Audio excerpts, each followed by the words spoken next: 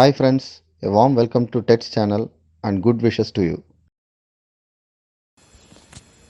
Article-28 Insurance Document and Coverages. Okay, so insurance அப்படின்றது எதுக்காக எடுக்கிறது அப்படின்னா, இப்போ பெனிஃபிஷரி அனுப்புகிற கூட்ஸ்க்கு வந்து ஏதாவது டேமேஜ் ஆகிடுச்சு அப்படின்னா பெனிஃபிஷரிக்கும் கவர் வேணும் அல்லது அப்ளிகண்ட்டுக்கும் கவர் வேணும். ஸோ எதர் யாரோ ஒருத்தர் வந்து அந்த பெனிஃபிட்டை யூஸ் பண்ணிக்கணுங்கிறதுக்கு தான் இன்சூரன்ஸ் எடுக்கிறது. ஸோ அப்போது எதெல்லாம் இன்சூரன்ஸ் டாக்குமெண்ட்டாக கன்சிடர் பண்ணுவாங்க அப்படின்னா, இன்சூரன்ஸ் பாலிசி, இன்சூரன்ஸ் சர்டிஃபிகேட் அல்லது declaration under and open cover. So இந்த மாதிரி 3 டைப் ஆஃப் டாக்குமெண்ட்ஸ் இருக்குது. இதை மட்டும்தான் இன்சூரன்ஸ் டாக்குமெண்ட்டாக கன்சிடர் பண்ணுவாங்க. ஓகே, ஸோ இது வந்து கண்டிப்பாக அந்த இன்சூரன்ஸ் கம்பெனியோ அல்லது அதோட அண்டர் ரைட்டரோ அல்லது ஏஜென்ட் ஆன் தேர் ப்ராக்சிஸ் அப்படின்னு இருக்கும். ஸோ அவங்க தான் இஷ்யூ பண்ண முடியும். ஓகே, இந்த 4 பார்ட்டியில் சுப்பீரியர் யாருன்னு பார்த்தா இன்சூரன்ஸ் கம்பெனி, அதுக்கடுத்து செகண்ட் சுப்பீரியர் யாருன்னா அண்டர் ரைட்டர், தேர்ட் சுப்பீரியர்ஸ் வந்து agents and their proxies.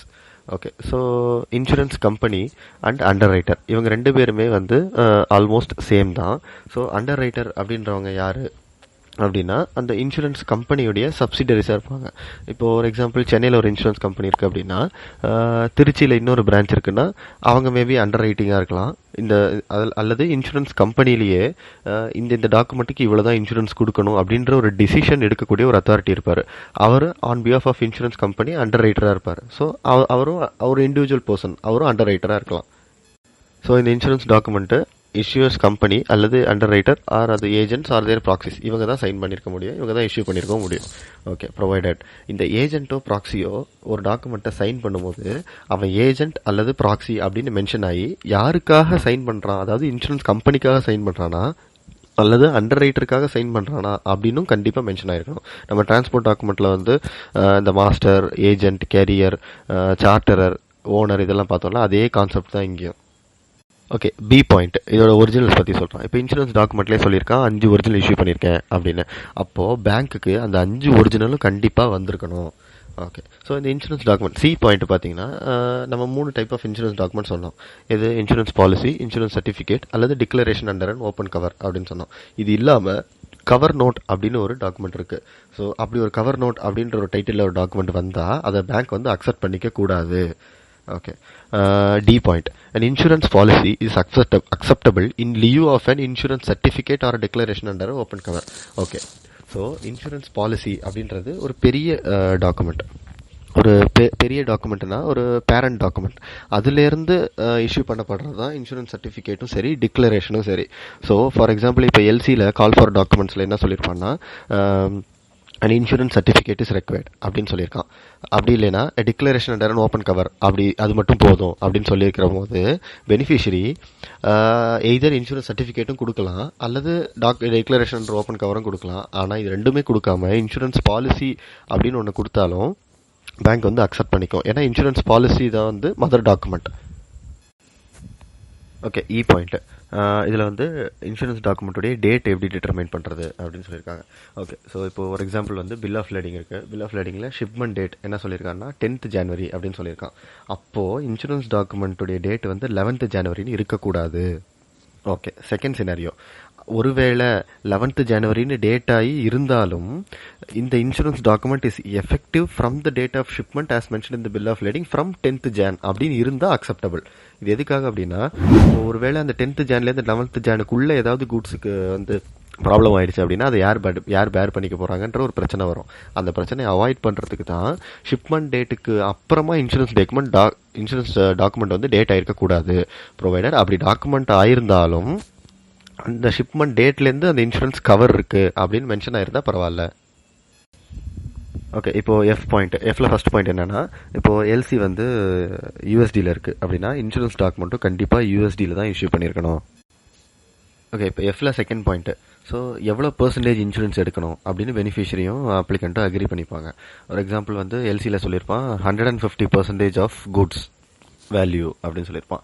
So இப்போ கூட்ஸோடைய வேல்யூ வந்து ஃபார் எக்ஸாம்பிள் 1000 அப்படின்னு வச்சுக்கலாம். ஸோ அப்போ 1000 rupeesக்கான கூட்ஸ் போகும்போது அவன் இன்சூரன்ஸ் எவ்வளோக்கு எடுத்திருக்கணும் அப்படின்னா, இப்போ எல்சியில் வந்து 150% எடுத்துரு அப்படின்னு சொன்னான்னா 1500க்கு கவர் பண்ணியிருக்கணும் பெனிஃபிஷரி இன்சூரன்ஸை.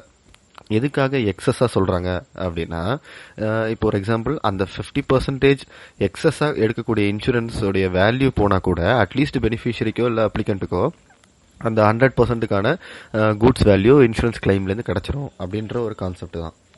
ஓகே, இப்போது எல்சியில் வந்து இந்த பெர்சன்டேஜை சொல்லிட்டான். ஃபார் எக்ஸாம்பிள் 150% இன்சூரன்ஸ் எடு ஆஃப் த கூட்ஸ் வேல்யூ அப்படின்னு சொல்லிட்டான்னா பிரச்சனை இல்லை. இப்போது எல்சியில் பெர்சன்டேஜே சொல்லலை அப்படின்றப்போ அட்லீஸ்ட் மினிமம் இன்வாய்ஸில் இருக்கிற மேக்ஸிமம் அமௌண்ட்லேருந்து 110% எடுக்கணும். இப்போ சேம் எக்ஸாம்பிள், இப்போ இன்வாய்ஸில் வந்து கூட்ஸ் வேல்யூ 500 இருக்குது. ஆனால் அதுக்கு கீழே நிறைய அடிஷ்னல் சார்ஜஸ் போட்டிருக்கான். சிஐபி வேல்யூ இல்லைனா சிஐஎஃப் வேல்யூ அல்லது கிராஸ் வேல்யூ நெட் வேல்யூ அப்படின்னு போட்டு இன்வாய்ஸோட டோட்டல் வந்து 600 கொண்டு வரான்னா அந்த 600லேருந்து அட்லீஸ்ட் 110% இன்சூரன்ஸ் எடுத்துருந்துருக்கணும். ஸோ அதுதான் அந்த எஃப் உடைய செகண்ட் பாயிண்ட்டுக்கான மீனிங். அதே மாதிரி அதில் தேர்ட் பாயிண்ட் என்னென்னா, எந்த இடத்துலேருந்து எந்த இடத்துக்கு வரைக்கும் இந்த இன்சூரன்ஸ் ரிஸ்க் பேர் பண்ணுது. ஸோ இந்த பொருளுக்கு ஏதாவது ஆனால் நான் இன்சூரன்ஸ் கம்பெனி பே பண்ணுவேன் அப்படின்னு அவன் எந்த இடத்துலேருந்து எந்த இடம் வரைக்கும் சொல்லணும் அப்படின்னா, எல்சியில் மென்ஷன் ஆகிருக்கிற port of loading and port of டிஸ்சார்ஜில் அதே இடத்து வரைக்கும் தான் இன்சூரன்ஸும் கவர் ஆகிருக்கணும். அதுக்கு மேலே எக்ஸஸாக கவர் ஆகிருந்தால் பிரச்சனை இல்லை, லெஸ்ஸாக தான் கவர் ஆகக்கூடாது. இப்போ சென்னை டு சிங்கப்பூர் அப்படின்னு இருக்குது எல்சியில் அப்படின்னா இன்சூரன்ஸும் சென்னை டு சிங்கப்பூர் தான் கவர் ஆகிருக்கணும். இப்போ சென்னை டு சிங்கப்பூர் கவர் ஆகி சிங்கப்பூரில் ஃபர்தராக வேற எங்கேயாவது போகிறதுக்கும் சேர்த்து இன்சூரன்ஸ் கவர் ஆகிருந்தால் பிரச்சனை கிடையாது. ஓகே, இப்போ ஜி பாயிண்ட் என்ன அப்படின்னா, எந்தெந்த type of insurance risk cover பண்ணணும் அப்படின்னு பெனிஃபிஷியரி டிசைட் பண்ணணும். இப்போ ஃபார் எக்ஸாம்பிள் வந்து ஃபயர் இன்சூரன்ஸ், தெஃப்ட் இன்சூரன்ஸ், அப்புறம் பிரேக் இன்சூரன்ஸ், உடஞ்சி போயிடுச்சு அந்த மாதிரினா அதுக்கான இன்சூரன்ஸ், அந்த மாதிரி என்ன ஸ்பெசிஃபிக்கான டைப் ஆஃப் இன்சூரன்ஸ் வந்து வேணும் அப்படின்றது கிரெடிட்டில் கண்டிப்பாக மென்ஷன் ஆயிருக்கணும். அதுபடி தான் இன்சூரன்ஸ் டாக்குமெண்ட் இஷ்யூ ஆயிருக்கணும். இப்போது கிரெடிட்டில் எதுவுமே மென்ஷன் ஆகலை அப்படின்னா இன்சூரன்ஸ் டாக்குமெண்ட் எப்படி ப்ரெசென்ட் பண்ணுறோன்னா அதில் என்னென்ன ரிஸ்க் கவர் ஆயிருக்கோ அது மட்டுமே போதும். ஸ்பெசிஃபிக்காக இந்த ரிஸ்க் தான் வேணும் அப்படின்னு அவசியம் இல்லை. So LC supersedes. இப்போ எல்சியில் வந்து ஃபயர் இன்சூரன்ஸ் வேணும் அப்படின்னு கேட்டிருந்தா இன்சூரன்ஸ் டாக்குமெண்ட்டில் ஃபயர் ரிஸ்க்கை கவர் பண்ணலைன்னு சொன்னால் அது டிஸ்கிரிபன்சி. ஸோ எல்சியில் என்ன டைப் ஆஃப் ரிஸ்க் கேட்குறானோ அந்த ரிஸ்க்கை கவர் பண்ணுற இன்சூரன்ஸ் டாக்குமெண்ட் தான் இஷ்யூ பண்ணணும். எல்சி சைலண்ட்டாக இருந்தால் எந்த டைப் ஆஃப் ரிஸ்க்கை கவர் பண்ணுற டாக்குமெண்ட்டை இஷ்யூ பண்ணாலும் டிஸ்கிரிபன்சி கிடையாது. ஓகே, இப்போ ஹெச் பாயிண்ட்டில் என்னென்னா, இப்போ எல்சியில் வந்து எனக்கு எல்லா ரிஸ்க்கும் கவர் பண்ணணும் அப்படின்னு மென்ஷன் ஆயிருக்கு. அப்படின்றப்போ இன்சூரன்ஸ் டாக்குமெண்ட்லேயும் we are covering all risk அப்படின்னு சொன்னால் அதுவே போதும். என்னென்ன ஸ்பெசிஃபிக்கான ரிஸ்க்கை கவர் பண்ணுறோன்னு லிஸ்ட் பண்ணணும்னு அவசியம் இல்லை. ஆனால் ஒரு சில ரிஸ்க்கெல்லாம் நாங்கள் கவர் பண்ணலை அப்படின்ற ஒரு எக்ஸ்க்ளூஷன் கிளாஸ் இருக்கக்கூடாது. ஏன்னா எல்சியில் வந்து ஆல் ரிஸ்க் கவர் பண்ணணும்னு சொல்லிட்டான். அப்போ இன்சூரன்ஸ் டாக்குமெண்ட்டில் ஆல் ரிஸ்க் அப்படின்ற ஒரு நொட்டேஷன் இருந்தால் போதும். ஓகே, ஸோ இது தவிர இன்சூரன்ஸ் டாக்குமெண்ட்டில் வேறு எந்த ஒரு எக்ஸ்க்ளூஷன் கிளாஸும் இருக்கலாம். அதாவது நான் வந்து இந்த ஆக்டிவிட்டீஸ்லாம் பண்ண மாட்டேன், ஸோ இதெல்லாம் போய் நான் செக் பண்ண மாட்டேன். ஸோ அந்த மாதிரி அவனுடைய ஓன் இன்சூரன்ஸ் கம்பெனியுடைய ஓன் டேர்ம்ஸ் அண்ட் கண்டிஷன்ஸ் ஏதாவது எக்ஸ்க்ளூஷன் கிளாஸஸ் அந்த மாதிரி மென்ஷன் பண்ணியிருக்கலாம். அதுதான் I point. Okay, so J point என்னென்னா, insurance document may indicate that the cover is subject to a franchise or excess deductible. Okay, so insurance டாக்குமெண்ட்டில் franchise அப்படின்னு ஒரு word இருக்கும், அப்படி இல்லைன்னா எக்ஸஸ் டிடெக்டபிள் அப்படின்ற ஒரு வேர்டு இருக்கும். ஸோ இந்த ரெண்டுக்கும் மீனிங் என்ன அப்படின்னு பார்ப்போம். ஸோ பெனிஃபிஷரி வந்து என்ன சொல்லியிருப்பாங்க, இன்சூரன்ஸ் வந்து ஒரு இப்போ பொருளுடைய வேல்யூ வந்து 100 rupees அப்படின்னு இருக்கும்போது அந்த இன்சூரன்ஸ் டாக்குமெண்ட்டில் ஃப்ரான்ச்சைஸ் 5% அப்படின்னு சொல்லியிருப்பான். இப்போது பெனிஃபிஷரிக்கு ஒரு எக்ஸாம்பிள் வந்து 70 rupeesக்கு லாஸ் ஆகிடுச்சு அப்படின்னா எவ்வளோ ரூபாய்க்கு லாஸ் ஆனாலும் 17 இல்லை ஈவன் 100K லாஸ் ஆனாலும் 5% டிடெக்ட் பண்ணிவிட்டு மிச்சம் இருக்கிற அமௌண்ட்டு தான் இன்சூரன்ஸ் கிளைம் கவர் பண்ணுவான். அதுதான் ஃப்ரான்ச்சைஸ். இப்போது ஒரு எக்ஸாம்பிள் பெனிஃபிஷரி 100 rupeesக்கு எடுத்திருக்கான் இன்சூரன்ஸ் 100 rupeesக்கான கூட்ஸ்னால் இப்போ வந்து ஃப்ரான்ச்சைஸ் 5% அப்படின்னு சொல்லிட்டான் இன்சூரன்ஸ் கம்பெனி. அப்படி சொல்லும் போது பெனிஃபிஷரிக்கு 100 rupeesம் லாஸ் ஆகிடுச்சு. அப்போது 95 rupees தான் பெனிஃபிஷரிக்கு வரும். அது ஃப்ரான்ச்சைஸ். ஸோ எக்ஸஸ் டிடெக்டபிள் அப்படின்றது இப்போ எக்ஸஸ் டிடெக்டபிள் 80% அப்படின்னு சொல்லியிருப்பான். ஸோ அப்படி சொல்லும் போது அதுக்கு மீனிங் என்ன அப்படின்னா, இப்போ 100 ரூபாய்க்கு கூட்ஸ் வேல்யூ இருக்குன்னா 80 ரூபாய் வரைக்கும் எவ்வளவு லாஸ் ஆனாலும் என்டையராக இன்சூரன்ஸ் கம்பெனி கிளைம் கொடுத்துருவான். ப்ரொவைடட் 80 ரூபாய்க்கு மேலே எவ்வளோ லாஸ் ஆனாலும் அதை இன்சூரன்ஸ் கம்பெனி பேர் பண்ணிக்க மாட்டான். அதுதான் மீனிங்.